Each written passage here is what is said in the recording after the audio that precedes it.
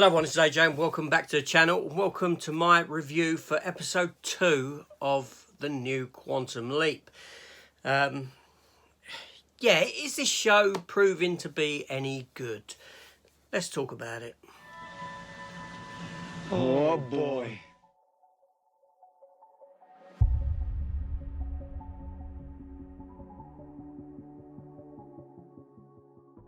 Supposed to die on this mission. You're here to prevent that. Okay, yeah, so we're at the second episode. Atlantis it is titled, and I want to take this show on its own merits. I don't want to be constantly comparing it to the original Quantum Leap. That's a very unfair thing to do, but I understand why it's done, why people do it. Quantum Leap, the original show, is a much loved piece of 1980s, early 1990s TV.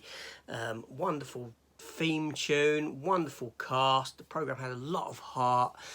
We're in a different era now, and you know, it's taken a while for Quantum Leap to come back to us, to hit the screens again. And I was a bit reluctant on that first episode.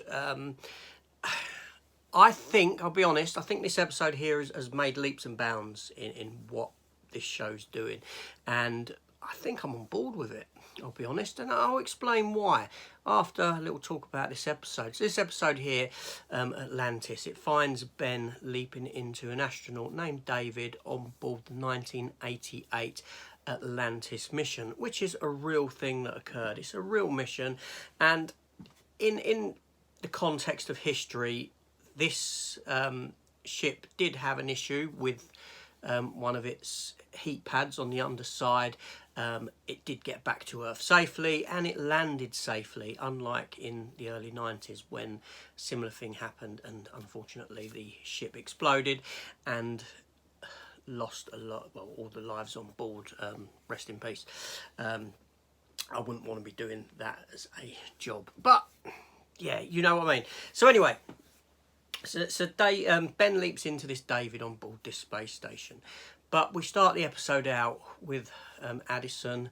Now, she's wrecked her flat. She has wrecked it, searching for something else hidden after receiving this message on the phone from Ben. And she does find a little thumb drive. And she gives this to Ian. Another character I wasn't sure on, but after this episode I have warmed to him. I don't know what his pronouns are, but there we go. I've kind of warmed to the character somewhat. So you got these two with a little bit of this sort of like, we found this thumb drive, we want to keep it a secret, don't let Magic know, or Jen, who's the security chief, the sort of B-rate Ming-Na Wen character. She looks so much like Ming-Na Wen, doesn't she? You know, from Agents of S.H.I.E.L.D. and Mandalorian. That actress. The resemblance is uncanny to me anyway. So we've got essentially 3 storylines in this episode. We've got what's going on board on the space shuttle. We've got the thumb drive plot thread going throughout, and we've also got Magic and Jen going off to find Al's daughter, Janice.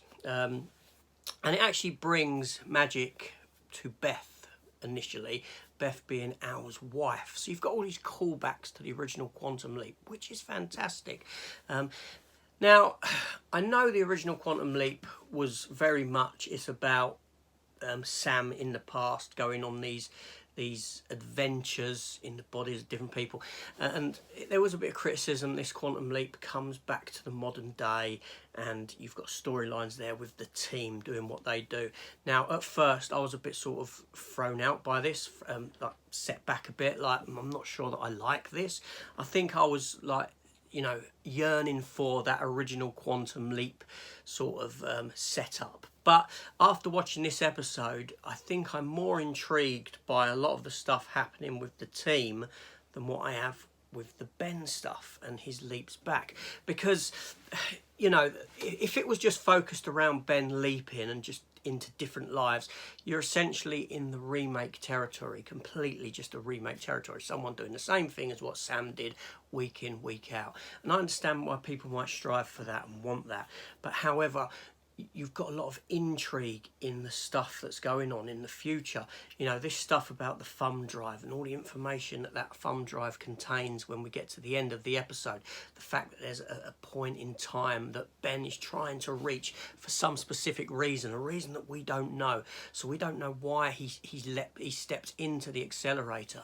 We've got no idea. There's a reason for it. Beyond Sam stepping in to test it out in the first one, Ben's got a historic reason for getting in there and getting to a certain point in time, and it may just be to do with Sam, because obviously he's been working with Janice, we come to find out, and there's all this stuff going on. She's got a lot of information and a lot of, you know, hard drives, and she's been doing a lot of work into the Quantum Leap Accelerator project herself. Behind closed doors, so to speak. So after the stuff with Al, you know, I can't see this program not continuing without the inclusion of Scott Bakula's Sam at some point, or without a storyline where they're closing in on Sam or getting to where Sam is and meeting up with him at a point in the past or something like this. I think that's where it's heading, and I certainly hope so, because like I said, you know, the intrigue is there in all this stuff, and that is more of a draw to me than seeing Ben leaping into events. Now, you know, the thing about Ben and his leaping at the moment is that we have him leaping into situations that are a bit sort of not far-fetched, but not that a normal person would be in. You know, I'm talking about a sort of a robbery gone awry, now on a space shuttle in a historic launch, something that really happened in history. You know, I'm hoping it sort of steers away from this sort of stuff, because you need that human element in the story, and that's what the original Quantum Leap gave us. And I was hoping I weren't going to do comparisons, but here I am finding myself doing comparisons. But the original Quantum Leap, a lot of the stories just involved small people, just townsfolk sort of thing, and something affecting their life. But here we are in a situation that you as an individual would never find yourself in a bank robbery or on a space shuttle in space. We need to get back to a smaller kind of emotional, heartfelt storytelling at these points that are not based on something in history somewhere, or some artifact, some item like the diamond in history and a space shuttle up there. But, you know what I mean?